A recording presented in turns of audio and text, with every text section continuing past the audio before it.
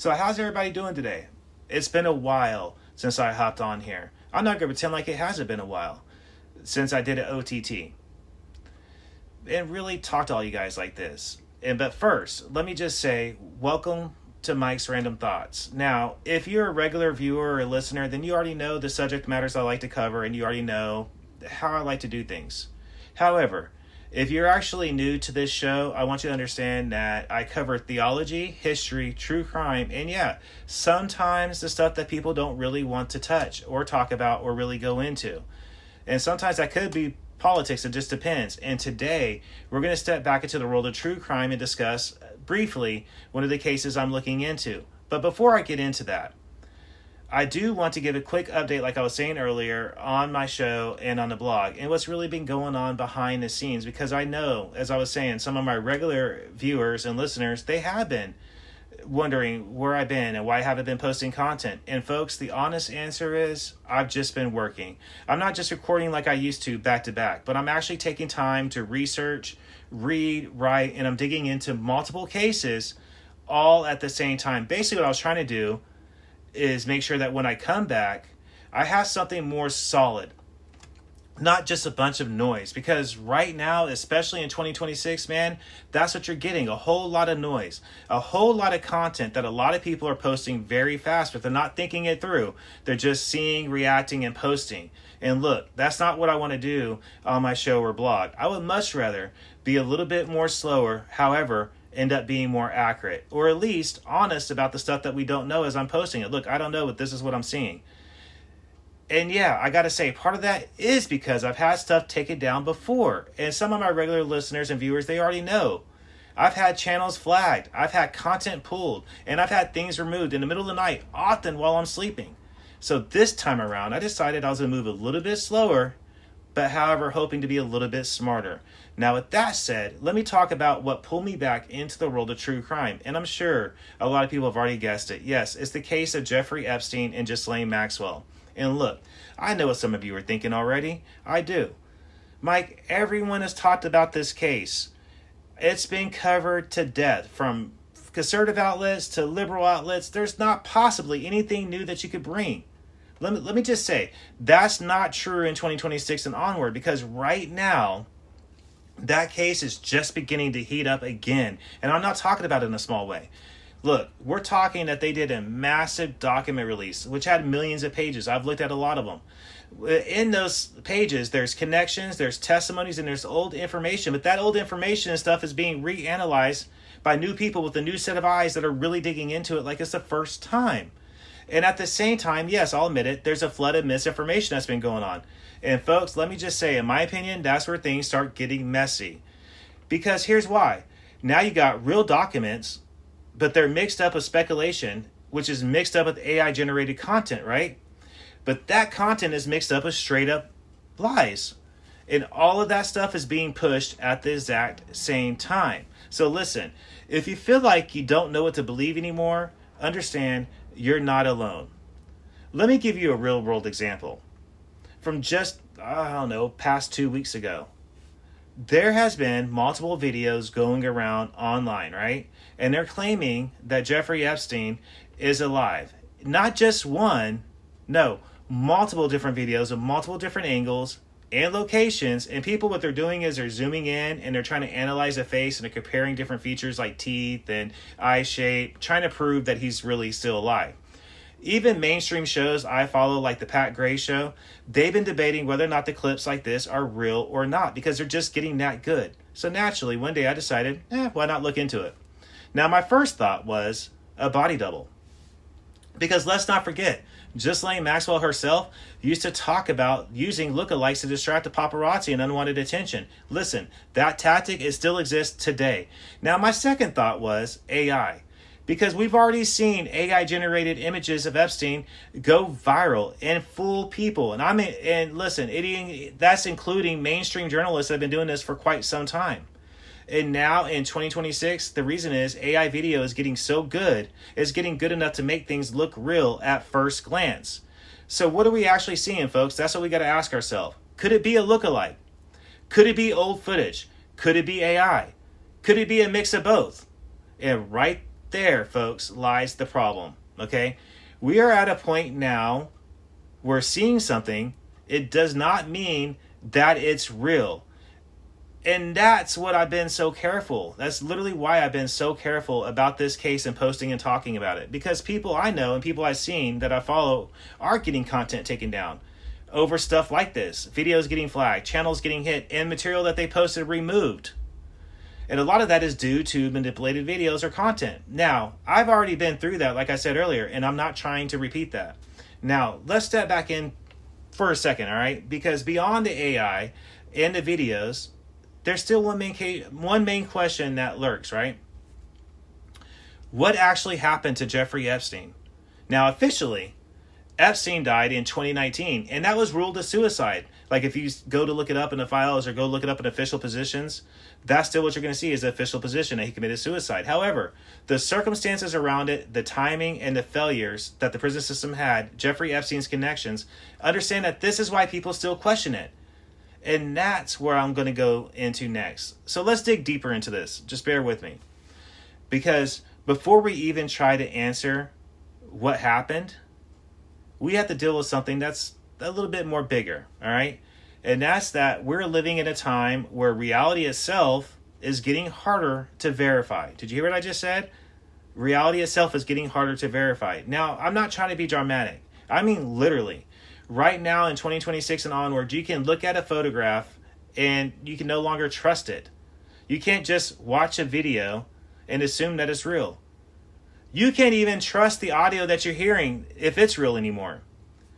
And that, folks, right there changes everything, especially when it comes to high-level cases like Jeffrey Epstein and Ghislaine Maxwell. Look, AI can generate faces, voices, videos, movement, and lighting. Honestly, all of it. I mean, that's the reason why Hollywood is starting to get, a little bit worried about it. And it doesn't have to be perfect. No, it just has to be believable enough for them to buy it. Because listen, once something looks close enough, people are going to fill in the blanks. They're going to fill in the rest.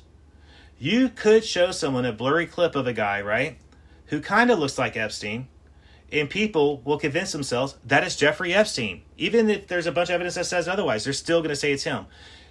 That's not because it's true, but because it fits with what they already believe in their head.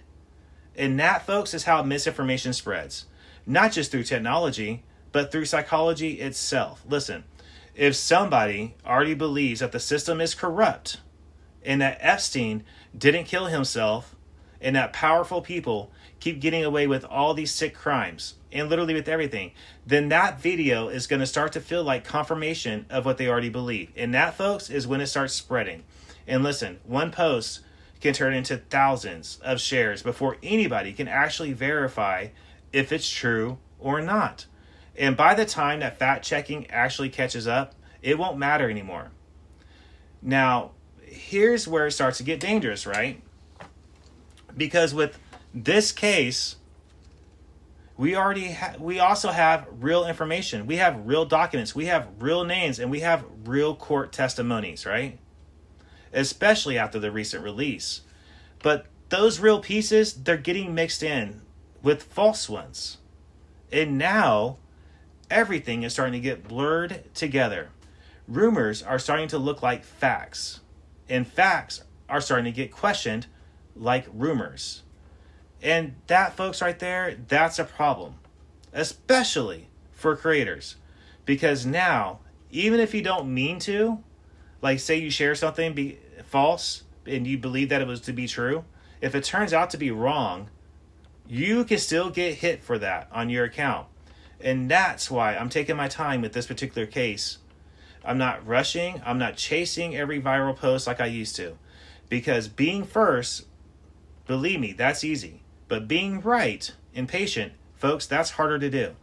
And when you combine AI, misinformation, in a case like this, you're going to create what's known as a perfect storm. And that's where we are right now. All right, look. Now that we get into the part that, I guess we can get into the part that everybody wants to talk about. And that is the theories. Is Jeffrey Epstein actually dead? Or could he actually still be alive? Let me say this clearly. Again, There is no confirmed evidence that he is actually alive. Now, official findings, when you look into it, will still say that he died in 2019. But look, that hasn't stopped people from asking questions, nor will it ever. And the reason really is actually simple, and a lot more simpler than what they're trying to make it out to be like. The situation doesn't set right with people. You have a high-profile inmate who has global connections, who is in federal custody, and then failures in the prison system across the whole board, right? Now, that combination, folks, that makes people question things, and they're going to continue to question things. So let's talk about the idea of him actually being alive, right? I'm not doing this as a claim, but let's take this as a scenario. For something like that to actually happen, it would require extensive planning, resources, cooperation, and let's be honest, perfect timing. And yeah, we all know Epstein had some resources, but let's talk about body doubles. Because this isn't just a movie idea. Public figures have used lookalikes for distraction and security for a very long time. And again, Ghislaine Maxwell herself, she said that she used to talk about this often, by the way, of using that same tactic to fool the paparazzi. So the question becomes, how far could that go with enough money and planning? Then you're going to get into discussions around his intelligence connections. If even part of that world overlaps here, then you're going to be talking about people who understand the spy tradecraft, cover identities, and what's called controlled narratives. Now, think about where someone would go if they disappeared. Look, it's not going to be a big city with a high population. Here's why. There's too many cameras. There's too much surveillance. And nowadays there's even AI facial recognition cameras. A real disappearance would mean a remote location with limited contact, pre-planned logistics, and honestly, most likely a non-extradition country. But then you're going to get hit with a psychological problem. And what is that? Jeffrey Epstein did not seem like someone who would really want to disappear. He had a massive ego, he had control, and he had influence, all right? People like that, they like to be seen. So now you have a conflict, right? You have a personality that wants attention in a situation that's going to require invisibility. And believe me, with certain types of people, especially ones like him, that's not easy to maintain long term. And now, here's another angle for you folks. What if it wasn't about escape or death? What if it was actually about leverage? Look, someone with information can actually be more valuable alive than dead. So instead of thinking in extremes like we all have been, there are other possibilities out there. There's controlled situations, cooperation, and yes, silence. And when you combine all of this, the confusion, the connections, the lack of clear answers, the AI, the documents, you're going to end up with a case that's never really going to settle. It never settles up. And that's why people keep digging into it and why they're going to continue to. All right, so let me give you my personal take on all this, if you will, okay? Do I myself actually think Jeffrey Epstein is alive? I don't have proof of that, folks. And I'm not going to just sit here and tell you something is true when I can't bring evidence to back it up that it is true. But let me say, I do understand why people actually question it. And if I'm to be honest, I kind of land somewhere in the middle. And I'm not blindly accepting everything, but I'm also not jumping into every theory that's out there either. Because listen, both sides can pull you away from reality. There are things about this case, though, that feels off. And I think that most people can actually sense that. And when something doesn't feel right, people begin to ask questions. And believe me, they should. But there is a line. Questioning something, right? That is not the same as claiming something to be true. It just means you're questioning it. And in today's world, that line, it gets blurred very fast. Look, here's why. Social media rewards extremes. It does not reward balance. And that's why I'm trying to approach this case a little bit more differently. I'm not chasing clicks like I used to, and I'm not rushing it like I used to. I'm actually trying to think it through. And if you're still listening, I'm assuming that you're doing the exact same thing. We're only 15 minutes in, and you're not just scrolling. You're actually thinking. And believe me when I say this, that matters. So let me ask you something. Is someone with that level of power that Jeffrey Epstein claimed to have just disappeared? What would that actually look like? Would there be traces? Would someone eventually slip up? Would they be protected? Or would they be eliminated? Look, I want you to really think about it, all right? But when you do, stay grounded. Because if you go too far down this rabbit hole, everything starts to look like a conspiracy. And believe me when I say that doesn't help anybody either. So listen, to my viewers and my listeners, stay curious, but stay balanced. Now, I know we've covered a lot in this OTT. We've talked a lot about this true crime case I'm about to get into. The confusion, the AI, the theories. And I actually tried to make you guys think through it. And that's my goal. Not just to give you guys information, but to give you guys a clearer understanding of what we're talking about. Because listen, this isn't just about Jeffrey Epstein or Ghislaine Maxwell. I know a lot of people will simply say it is, but it's not. It's actually about how we process information from this year onward. If you have made it this far, that truly does say something. Now, it tells me that you're willing to think, that you're not just reacting. And I truly do appreciate that. But now I'm going to ask you something. If you enjoy this kind of content that I'm making, please help me build the show back up.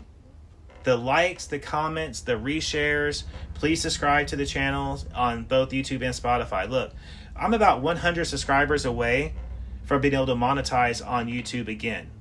And Spotify, unfortunately, when I came back around, it actually requires 1,000 subscribers, and that includes engagement. So I need you guys to do that on Spotify if possible.